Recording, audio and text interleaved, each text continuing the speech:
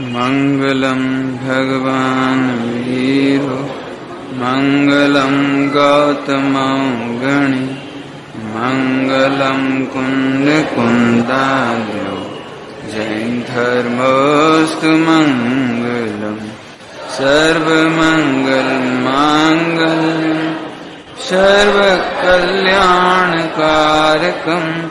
प्रधानम सर्वधर्माणां जैनम जयतु शासनम जैनम जयतु शासनम। बीतरागी देव शास्त्र जैवन शासन।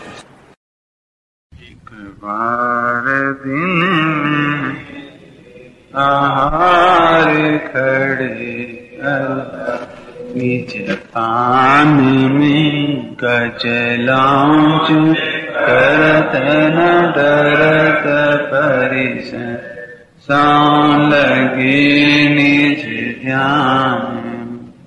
हरिमित्र महल मशान कंच कांच निंद स्तुति कर अर्घावता असी प्रहारन में सदा शम। किसी समय भूत नैगम आज भी चल रहा होगा। मैंने एक हिसाब से देखा जाए तो उपसर्ग परिचय इसी सप्ताह में प्रारंभ हुआ और इसी सप्ताह में दिगंबर मुनिराजों पर उपसर्ग परिचय विशेष हुए। विशेष की बात है, वैसे तो रोजा ही होती है, 19 तो कम से कम रोजे होता ही है, रोजा ही होती है, लेकिन ये विशेष उपसर्ग का प्रकरण है। देखा जाए तो हम रक्षाबंधन कैसे मनाएं ये हमें खबर नहीं पड़ती। मल्लिनाथ भगवान के समय में ये घटना हुई।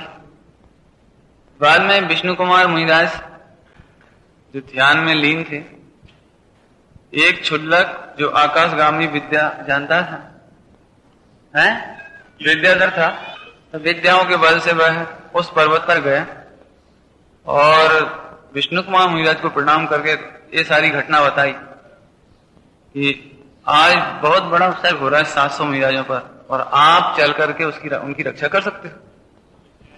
हाँ, आपको विक्रिया रिद्धि है, आप विक्रिया से चाहें तो शीघ्रता से वहां गमन करके आकाशगामी विद्या से आप शीघ्र वहां पहुंच सकते हैं और अपने शरीर को बढ़ाकर वहां की रक्षा कर सकते हैं।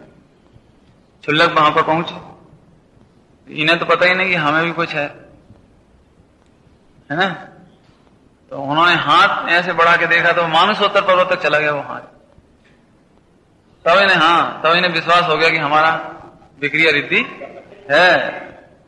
और तब वे विष्णु कुमार मुनिदास आकाश मार्ग से, क्योंकि देखा जाए तो चतुर्मास का बंधन होना चाहिए, लेकिन चूंकि उनको विद्याएं थी ना आकाशगामी, इसलिए आकाशगामी जो मुनिराज होते हैं उन्हें कोई बंधन नहीं होता चतुर्मास का, नहीं तो चतुर्मास के दिन थे।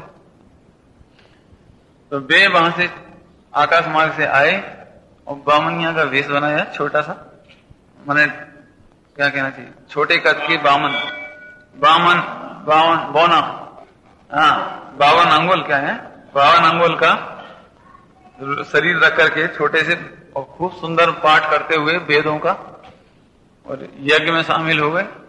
और जब वे बांटने लगे, भाई लिया भैया क्या दोगे, जो तुम्हें चाहिए सर दो। ठीक है भैया 3 पांव जमीन दे दे, हमें तो 3 पांव जमीन दे दे। हाँ ठीक है, हंसने लगे, कहा मांगो ना, 3 पांव जमीन ले लो, जितने चाहिए हो, जितने चाहिए हो। तो एक फिर बेस बढ़ा करके रूप, एक पांव में पूरी पृथ्वी नापी, दूसरे में मानसोत्तर पर्वत नाप दिया। अब बताओ ये कहां जगह कहां है, और तीसरा पैर कहां रखे, तो उसके सिर पे ही रख दिया या सीने पे रख दिया। अब दो हमें, अब गिड़गिड़ाने लगा, बचाओ। तब संबोधन किया, समझाया, भैया ये क्या करते थे, योग्य कार्य नहीं है। अरे देखो ये मुनिराज तुमसे कुछ कह रहे हैं, ये चिल्ला रहे हैं, ये जैन समाज को बुला रहे हैं, क्या कर रहे हैं ये बताओ। देखो इनकी तपस्या देखो, तुमने व्यर्थ ही इनसे व्यर्थ किया है, उनने तो तुमसे कुछ नहीं कहा कभी, हैं? तुमने तो वहां उपसर्ग भी किया तो भी इन्होंने कुछ नहीं किया, चाहते तो सजा दिलवा देते। तब एक संबोधन पाकर के उन मुनिराजों की तपस्या से प्रभावित हुए और फिर परसों के दिन वे समर्पित हो जाएंगे, समर्पित, अरे अब हम जैन धर्म को अपनाते हैं। वे विष्णु कुमार मुनिराज तो उसी भव से मुक्ति को प्राप्त हुए। उनकी प्रतिमा अभी भी हस्तिनापुर के जंगल में पीछे जो बगीचा है वहां पर छोटी सी स्थापित है। दुख की बात यह है कि मैंने पांडवों की नगरी में पांडवों की ही प्रतिमाएं नहीं है। पांडव माने 3, 2 तो स्वर्ग में गए, लेकिन 5 में से 3 की प्रतिमाएं कम से कम उपलब्ध होनी चाहिए उस हस्तिनापुर नगरी में, जहां उनका राज्य आदि रहा है, तपस्या आदि भी की है, दीक्षा भी ली है। और विष्णु कुमार मुनिराज की प्रतिमा बन तो गई है, अप्रतिष्ठित है, और ऐसी लगा दी शोभा के लिए बस। देखा जाए तो उसकी, वे भी भगवान है, विष्णु कुमार मुनिराज भगवान हुए हैं, तो उनकी जोरदार प्रतिमा और प्रतिष्ठा और एक अच्छा भवन होना चाहिए। ये पिछले साल जब हम वहां थे तो ये सलाह हमने वहां ट्रस्टी मंडल और उनको दी थी, और संयोग से ऐसे व्यक्ति भी मिल गए थे कि जो वो प्रतिमाएं विराजमान कराने के लिए तैयार हो गए थे। क्योंकि 10 लाक्षणी वहीं किए थे ना, तो हमने 10 लाक्षणी की आखिरी दिन ये बात रखी, तो उन्होंने काफी सुझाव स्वीकार करे। अब अपन तो आगे चाहिए प्रेरणा करने वाला, और कुछ नहीं तो करोड़ रुपए की स्कीम बन रही हो कैलाश पर्वत की, माने इसकी जरूरत है जबकि देखा जाए। खैर, कुल मिलाकर के एक विशेष बात इसमें बतानी है। कायदे की बात है कि हम भी रक्षाबंधन को भूल गए कि रक्षाबंधन क्या चीज है। हमें भी रक्षाबंधन एक हंसी खुशी का त्योहार दिखाई देता है। हमें भी रक्षाबंधन के नाम पर जिस समय मुनिराजों पर उपसर्ग हो रहा है, हमें पूजा पपड़ियां दिखाई दे रही हैं। माने हम, कायदे की बात यह है, यह 8 दिवस है ना, छठवीं से लेकर के समझ लो या सप्तमी, कब से देख लेना, 8 दिन, छठे या 7वें से लेकर के 14 तक, कम से कम 14 तक हमारे घर में कढ़ाई नहीं चढ़नी चाहिए। ईमानदारी की बात है कि मुनिराजों पर 700 मुनिराजों पर उपसर्ग हो रहा है, नर्म एक यज्ञ हो रहा है, जलाए जा रहे हैं, और हम कायदे से, हमारे लिए उदासीनता का पर्व है, वैराग्य का पर्व है, आत्मरसिक होने का पर्व है, और उन जैसा धन्य धन्य वे धीरजधारी, उनकी धीरज का याद करने के दिन हैं। और कितना विपरीत हो गया अपन, माने हमें खुद नहीं मालूम कि रक्षाबंधन का पर्व हमारे लिए किस रूप में है। लौकिक में वे लोग रक्षाबंधन मनाते हैं, तो वो तो कायदे से कल के दिवस अपने को बांधना चाहिए। अपने कब बांधते हैं? पूनों की बांधते, हमारे यहां 14 को बांधते हैं, क्योंकि रक्षाबंधन की शपथ तो कल लेनी चाहिए ना। विष्णु कुमार मुनिराज ने आज और कल में समझ लीजिए, और वो असल में वो सब सोचो, आप पहले विचारो। पूजा लिखने वालों ने नहीं सोची हो, समझ लो, और पूजा तो वर्तमान की लिखी है, लेकिन अपन सोचो पहले कि विष्णु कुमार मुनिराज ने तो रक्षा करने का संकल्प किस दिन किया था? एक दिन पहले ही कर लिया, यह समझ लो कि एक दिन पहले ही समझ लो, मान चलो अर्ली इन द मॉर्निंग, क्योंकि आए होंगे, फिर वो सारे कार्यक्रम में लगे होंगे, उपाय बनाया होगा, तो पूरा दिन निकल गया होगा, तो कम से एक ही दिन पहले मान लो, तो 14 के दिन तो आखिर उन्होंने संकल्प किया होगा। तो अपने को भी तो संकल्प करने का दिन है, तो कौन सा होगा? रक्षा करने का संकल्प, जिन शासन की रक्षा करने का संकल्प, धर्मी धर्मात्माओं की रक्षा करने का संकल्प, मुनिराजों की रक्षा करने का संकल्प, जिन मंदिरों की रक्षा करने का संकल्प हमें कब करना चाहिए? नहीं हमारी साइड में तो कल मंदिर की राखी कहलाती है, मतलब मंदिर की राखी कल कहलाती है, और परसों मेरे भाई बहन आदि की बांधते रहते हैं। क्या है ना, कहने का मतलब यह है कि अपन संकल्प करें, संकल्प एक, अब कितनी बार बता दी अभी तक? 2 बार। एक तो कायदे से 8 दिन तक हमारे यहाँ कड़ाई नहीं चढ़नी चाहिए। ईमानदारी की बात, देखो यदि आप ईमानदारी से पर्व मनाएं जैन शासन के अनुकूल, तो रस परित्याग करें, विविक्त सय्यासन करें, ध्यान करें, चिंतन करें, रूपस्थ ध्यान करें, उन मुनिराजों का रूपस्थ ध्यान। सोचे तो सही, जो कोने पे बैठे होंगे, जो बीच में बचे होंगे, वे तो समझ लो धुआं ही लगा होगा उन्हें, लेकिन जो चारों ओर बैठे होंगे उनके तो शरीर झुलसे ही होंगे, हैं? क्या कितनी विपत्ति आई होगी बोलो। और चाय जैसा उन्होंने गोबर कंडा और क्या क्या डाला होगा, लकड़ी डाली होगी, और धुआं हुआ होगा, और ईंधन झोंका होगा, है? उस समय भी महाराज 8 दिन तक हिले नहीं, वहीं एक ही स्थान पर, कोई आहार नहीं, कोई विहार नहीं, और अपने बस कायो सर करके बैठ गए सारे। तो अपने को उनका स्मरण और रूपस्थ ध्यान करने का दिन है। हम तो कह रहे हैं आज करें, कल करें रूपस्थ ध्यान, थोड़ी थोड़ी देर बैठ करके। अकंपनाचार्य आदि 700 महाराज और विष्णु कुमार महाराज जिन्होंने उनकी रक्षा की, उनका स्मरण करें। हैं? अरे रे, ऐसी विपत्तियों में भी आपने धीरज धारी है। पारसनाथ भगवान का उपसर्ग तो हमें कदाचित याद आता है, लेकिन ये भी तो 8 दिन का उपसर्ग हुआ है, 7-8 दिन है। और फिर इसीलिए बाद में अजैनों में क्या होता है, अजय नहीं कह रहे हैं ब्राह्मण, गेहूं में जवा बोते हैं, जवा वगैरह क्या बोलाती हुई, कछु बोलते हैं भुजरियां। हाँ, तो जब उपसर्ग दूर हो गया तो जैनी लोगों में तो हर्ष का झट से गए, तो भुजरियां उखाड़ के ले आए और सबको दिखाने लगे, देखो मुनिराजों का उपसर्ग टल गया, देखो मुनिराजों का उपसर्ग टल गया। वो ही आज भुजरियां लेना, वो प्रथा चली आ रही है। माने वो उपसर्ग, क्योंकि आकर के जिसने भी सूचना दी कि बच गए, रक्षा हो गई, अरे ऐसा हो सकता है, चारों दुष्ट के राज्य में कुछ ऐसा हो सकता है, बताओ। बिल्कुल नहीं मान रहा, गिड़गिड़ा लिए, पूरी जैन समाज ने रो लिया, उपवास कर लिया, पूरी जैन समाज ने, सब हाँ खा रहे, और तब वो नहीं माना। अरे मुश्किल है, ये झूठ बोल रहे तुम। अरे नहीं, ये भुजरियां, ये भुजरियों का सब जैन समाज ने मिलकर के वो सारा उपसर्ग दूर किया। सब बाकी काम तो अपन ही लोग करेंगे, और कौन करेगा। और ले जाके सिरा दिए, सब हटा दिए मतलब वहां से। तो वही प्रथा आज भी चल रही है वो, लेकिन अपने को ही नहीं मालूम कि अपने जैन शासन में ये क्या है इसका स्वरूप। और इसीलिए आपको मालूम होगा भुजरियां देने लेने में क्या करते हैं कि जो भुजरियां लेकर आया उसे इनाम देते हैं, पुरस्कार देते हैं, पैसा देते हैं।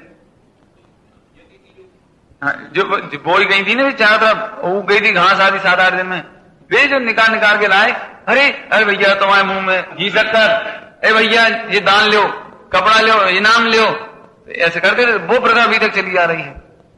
समझ आया। अब इसमें एक बात और खास, 2 तरह तो बताई थी, 2 बातें तो खास समझ गए आप। कौन कौन सी? एक तो इन दिनों में वास्तव में हमारे लिए तो बैराग का पर्व है। अगले वर्षों से तो और विशेष ध्यान रखें कि 8 दिन पहले से ही रक्षाबंधन के वास्तव में अपने घरों में नहीं बनना चाहिए ये चीजें। अपन तो लेकिन अपन क्या है, वो लोक रीति में अध्ययन करते हैं तो अपन करते हैं। अब रही बात तीसरी बात कि रक्षाबंधन के नाम पर जो भाई बहन की राखी आदि बनती है, वो उसका जैन शासन से कोई ताल्लुकात नहीं। ये सब देखा जाए तो लोक रूढ़ी और लोक मूर्ता है, 3 प्रकार की मूर्ता है ना, देव मूर्ता, गुरु मूर्ता और लोक मूर्ता। से जो लोक मूर्ता है, लोक में 100 राखी बांधते हैं, 100 अपन बांधते हैं। ईमानदारी बात है कि जैन शासन में अरे रक्षाबंधन, बंधन की रक्षा करें, क्या करें, क्या बंधन की रक्षा, कैसी रक्षा कैसा बंधन, व्यर्थ विकल्प करे रे, हैं? बंधन की रक्षा कर रहे, काय की सौगंध खाएं, काय की शपथ करें, काय की से करें बताओ। केवल समझो, यदि कोई रक्षा का विकल्प भी है तो हमें नहीं कहते भाई बहन को धर्म मार्ग में स्थितिकरण कराने में संकट आ जाने पर उसका धर्म मार्ग में स्थितिकरण करने की रक्षा करे, अच्छी बात है, कोई बात नहीं है। पापाचरण में नहीं, धर्माचरण में तो कोई बात नहीं है। फिर तो आर्थिक मदद करे, और कर तुम्हारे यदि परिणाम निर्मल है तो कोई राखी बांध दे देगी है का, तो तुम स्पष्ट करो उसमें क्या दिक्कत है। एक भजन है, कैसी रक्षा कैसा बंधन, रक्षाबंधन का याद रहेगी तो ले आएंगे समाधि। क्या ख्याल आए ना। अरे रक्षाबंधन, रक्षाबंधन नहीं, अब रक्षा में बंधन नहीं और बंधन में रक्षा नहीं। क्या रक्षा में बंधन नहीं, रक्षा और बंधन में रक्षा, बंधन की रक्षा अपने करना नहीं। और रक्षा में बंधन होता नहीं है। रक्षा तो स्वतंत्र होती है, हर जीव स्वतंत्र है, परिपूर्ण है, आनंदमयी है। सब अपने अपनी आनंदमयी परिपूर्णता देख करके भगवान बनो, इसके बिना रक्षा नहीं हो जाएगी। ये झूठी धागे बांध देने से रक्षा नहीं हो जाएगी। और जबरदस्ती लौकिक रक्षा में लगे रहोगे तो तुम्हारी भी रक्षा नहीं हो पाएगी। हाँ, स्वयं की भी रक्षा करो, कौन से खोटे परिणामों से। अन्याय से, अनीति से, अवक्ष से अपनी रक्षा करो और अपने भाई बहनों को भी इसी बात का उपदेश दो। भाई देखो, यदि रक्षा होगी तो इसी से होगी। हम तुम्हें लाख बचाने आ जाए, लेकिन तुम्हारे पुण्य का उदय नहीं हो तो। सीता की रक्षा कौन ने करी? वो एक था ना, कौन था वो? सिंह केतु, कौन था? वज्र था? नहीं, कोई था, राजा था एक कोई, वज्रजंग राजा समझ लो। चलो हम कहा करना, वो नाम हो वज्रजंग से, तो वज्रजंग ने रक्षा करी थी। वज्रजंग कौन हो रहे थे? हैं? भामंडल सा भाई कहां गया? कहां गया वो भामंडल सा भाई? कहां गए वे जनक? कहां चले गए सबके सब? अंजना की रक्षा किसने करी?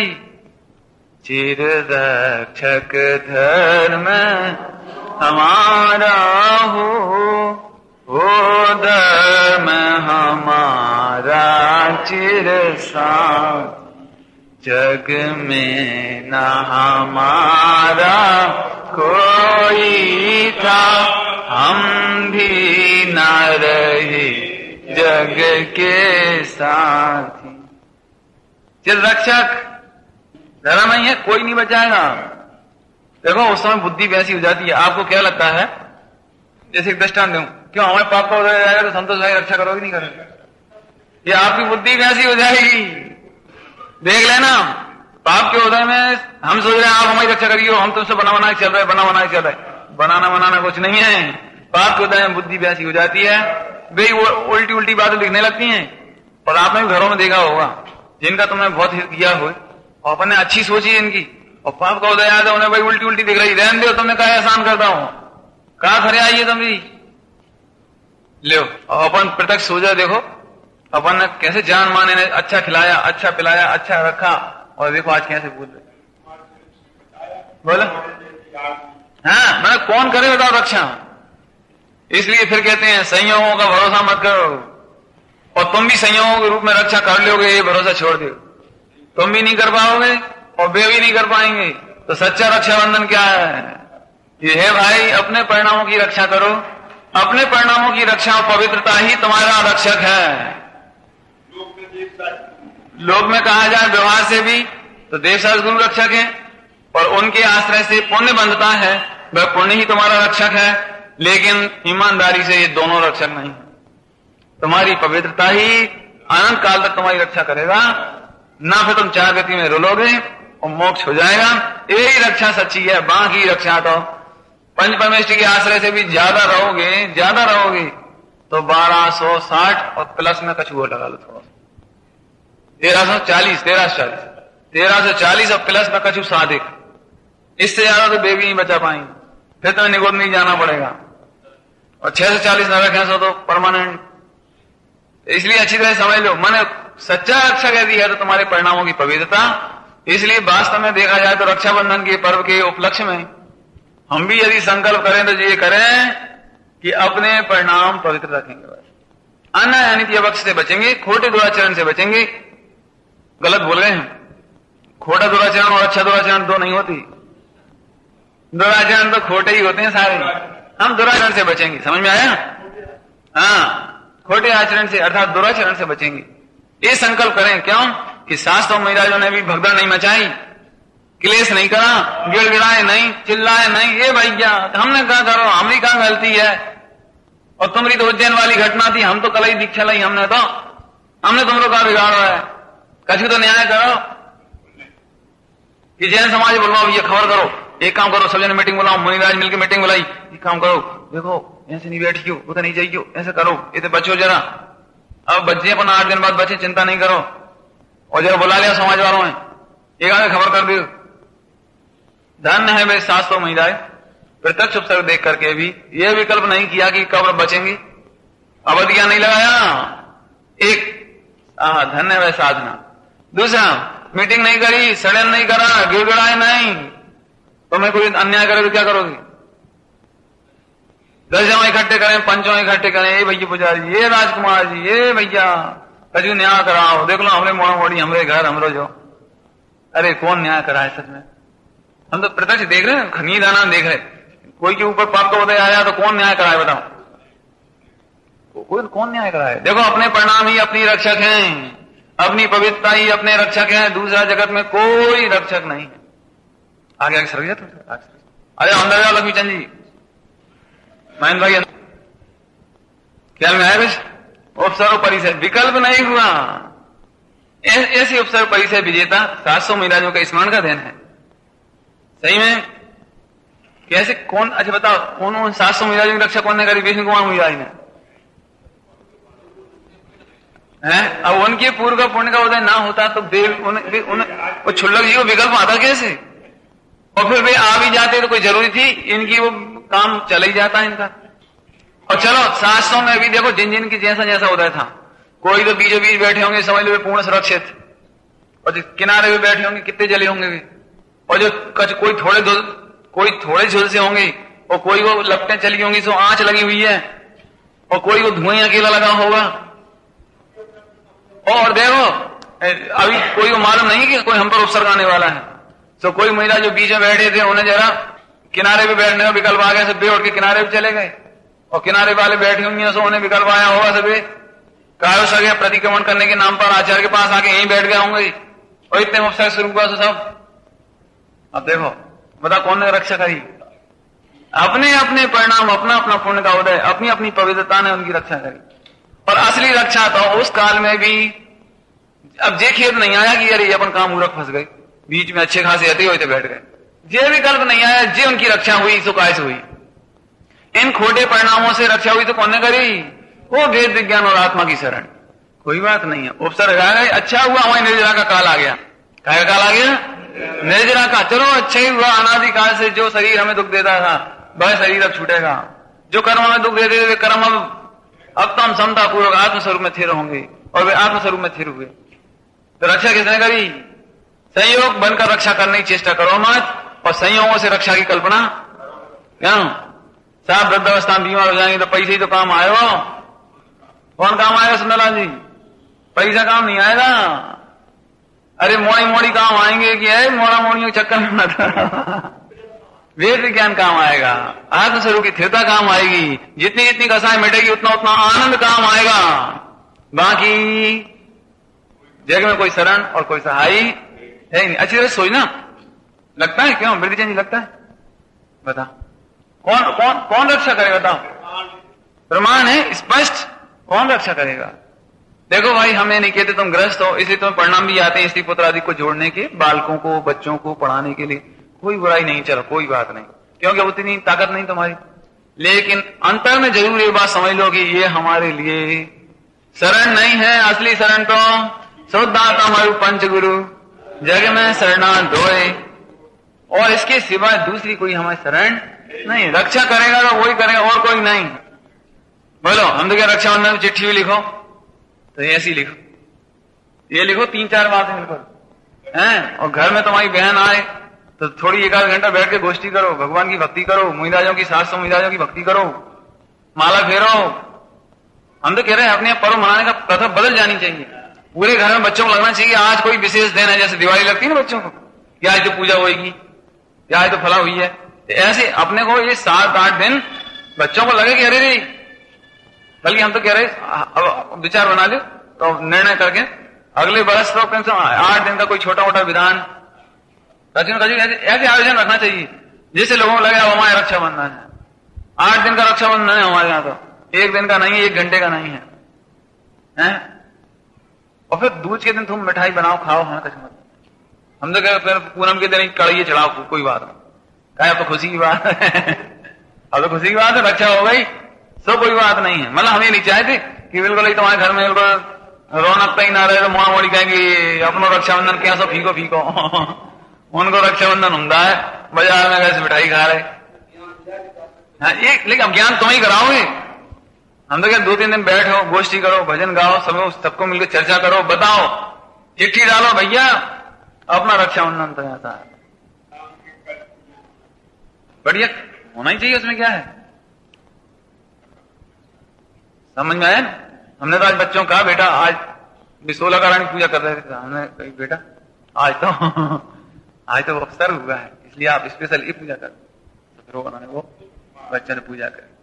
हमारा मतलब है कि देखो अपन ही बदलेंगे सो ही बदलेंगे सब, और क्या है, और नहीं तो करते रहो भाई हम तो कह रहे हैं ये 8 दिन है माँ, चलो रक्षाबंधन का दिन है, रक्षाबंधन तो जिन शासन की रक्षा करो। अब नहीं है प्रत्यक्ष में कहीं अवसर हो तो अच्छी बात है, तो मंदिरों में ही रक्षा करो। आई रहा भी पर्यूषण आ रहा है, उससे पहले चलो 8 दिन मंदिर में सेवा होगी, पोंछा ताछी होगी। ये देखो धूल बैठ रही जगह जगह, चलो भैया पोंछा लगाओ। 1 घंटा रोज कार सेवा होगी, मंदिरों की, वेदियों की, प्रतिमाओं की, जिनवानी की। चलो ये थोड़ी सफाई। अभी क्या है, जैसे 4 महीने जिनवानी जैसी तैसी विराजमान रहे हैं, तो हवा लग रही है, शीत पड़ रही है। हम तो क्या जो जिनवानी है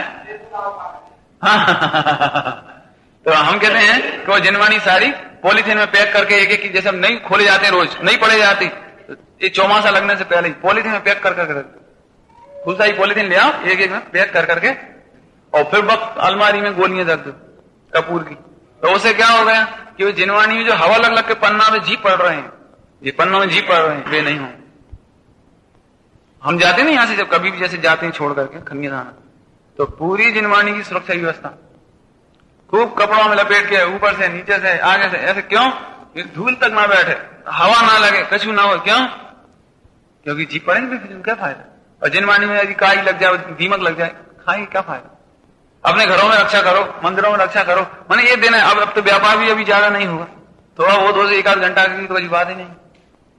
हम कह रहे यही असली स्वाध्याय है, और यही स्वाध्याय का फल है, और यही रक्षा है। और इसी में तुम्हें पुण्य बनेगा। वो धागा बांध लेना नहीं होगा। मैंने आजकल लोग इतने रेडीमेड हो गए, ले आओ एक धागा बांध लो भाई, क्या मंदिर की रक्षा की राखी, और ज्यादा वही तो मंदिर में बांधे जाते थे। अच्छा जी, और बता दीजिए, मंदिर में बांधी जाती अपने में बांधी जाती है? मंदिर की बेदियों में, मंदिर की क्या कहलाती बांध आए तो मंदिर में, और वो फिर अच्छी सी नहीं लगती, हमें तो नहीं समझ में आती। आप क्या नहीं मानते सो अच्छी? मैं कह रहा हूं कि हस्तिनापुर में जिते जिते देखो, हर वेदी में 5-5, 6-6, 10-10 रात अच्छी है, तो बढ़िया है अच्छा है, अपने बांधो बस, कोई बात नहीं। और फिर 2-5 दिन में निकाल के अपने सिरा दो, अनुपालन पढ़ लो, ये व्यवस्था है उसकी। समझ आ गया? अपने अपने घरों से द्रव्य लाभ उड़िए, कल तो शाम को पूजा करो जोरदार। क्या है?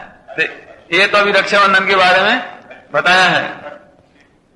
पंकज, नीरज, क्या है नीरज समझ आ रहे हैं? अब दोनों तरफ से रक्षा बता दी, बाहर से भी रक्षाबंधन बता दिया और अंदर से भी रक्षाबंधन बता दिया। समझ में आया? घर में स्तुति करो, भक्ति करो, चर्चा करो, ताकि लोगों को पता लगे नहीं बात। अब बोलो, जो बच्चों की किताब है ना, बीतराग 2 या 3, बीतराग 3 है शायद, 1 में रक्षाबंधन की कथा, बीतराग 1 में, तो उसमें एक प्रश्न बहुत अच्छा आया कि अरे तो बहुत धन्य है विष्णु कुमार मिला जिन्होंने रक्षा करी। तो वहां एक उत्तर दिया अध्यापक ने कि धन्य विष्णु कुमार मिला ही नहीं है, धन्य तो ये 700 है क्यों कि विष्णु कुमार मिजाज को तो रक्षा करने का विकल्प आया मिजाजों का, लेकिन उन 700 को अपनी ही देह की रक्षा करने का विकल्प नहीं आया। धन्य कौन होगा? अब पहले तो तारीफ कर आए, ऐसा नहीं समझना विष्णु कुमार मिजाज की तारीफ कर आए पहले, तभी तो उसने कहा कि अरे धन्य विष्णु कुमार मिजाज जिन्होंने रक्षा करी। फिर उन्होंने कहा कि सुनो, अरे आदर्श विष्णु कुमार मिजाज नहीं है जिन्होंने अपनी दीक्षा छेदी, अपनी मुनि दीक्षा छोड़ दी और फिर रक्षा करी। हालांकि अपन तो अच्छे ही कह रहे हैं, लेकिन यह योग काम, उत्कृष्ट काम तो यह है कि वे मुनि दीक्षा ना छोड़ के आत्मस्वरूप में लीन होते, लेकिन नहीं हो पाए तो लोग व्यवहार में उन्हें भी उत्तम कहते हैं कि अरे कोई बात नहीं है, धन्य है वात्सल्य, धन्य खेलो नहीं, धन्य है वात्सल्य, जिसमें उन्हें 700 मिजाजों की रक्षा करने का भाव आया। एक बार अपनी प्रतिज्ञा छेदने का भी दुख नहीं मनाया। कोई बात नहीं, हमारी प्रतिज्ञा टूट गई, कोई बात नहीं, लेकिन 700 की रक्षा हो गई।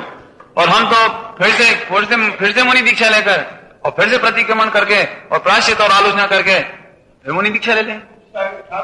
उपसर्ग था, समझ आया ना? मैंने उसका भी उन्हें खेद रहा। मालूम है सजा मिली कि नहीं मिली? बिरदीचंद जी, विष्णु कुमार मिजाज को सजा दी गई कि नहीं दी गई? मिली कि नहीं मिली? मालूम कितनी बड़ी सजा मिली? मालूम है? इतनी बड़ी सजा मिली कि पूरी दीक्षा छोड़ने के बाद फिर पुनः दीक्षा ली तो वे अब समझ लो 1000 वर्ष से दीक्षित थे। दृष्टांत के लिए वे 1000 वर्ष से दीक्षित थे, तो 1000 वर्ष में जितने मुनि हुए वे सब उनको प्रणाम करते थे। अब वे उन सबको प्रणाम करते, और जब तक देह नहीं छूटी यानी मोक्ष नहीं चले गए, 8वें गुणस्थान में श्रेणी नहीं मांडी, तब तक जब 6ठे गुणस्थान में आते थे तो एक दिन पहले भी जिन्होंने दीक्षा ली, रक्षाबंधन के एक दिन पहले तक भी जिन्होंने दीक्षा ली, सजा मिली कि नहीं मिली? ये भैया इन्हें काहे की सजा दे रहे हैं? इन्हें तो सजा और उपकार मानो। ये उपकार कि 700 महाराजों में किसी ने भी विष्णु कुमार को प्रणाम नहीं किया, एक ने भी प्रणाम नहीं किया, जबकि देखा जाए तो कितना बड़ा काम किया। और बल्कि उल्टे उन्होंने प्रणाम आगे किया, प्रभु अकंपनाचार्य के चरणों की पूजन करके, प्रभु हमें दीक्षा दो, अरे हमसे महाअपराध हो गया, ये हमने दीक्षा छेड़ दी। सबको प्रणाम किया 700 को, और फिर दीक्षा ली, और फिर जब तक 8वीं अवस्था की श्रेणी नहीं मांडी तब तक उनको प्रणाम करना पड़ा पूरे जीवन। अपना तो कोई लगता ही नहीं है।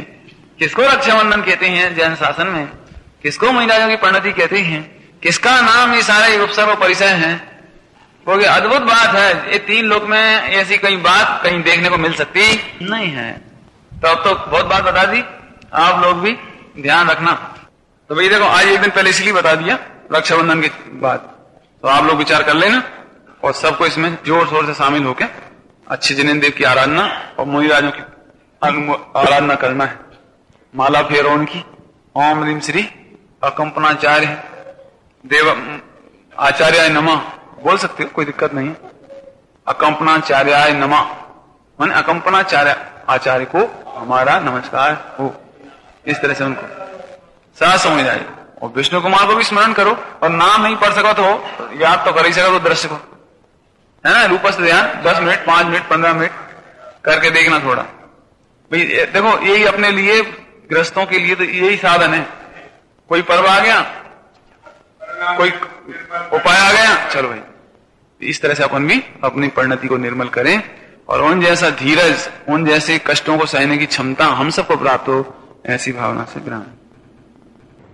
ओम नमः शिवाय।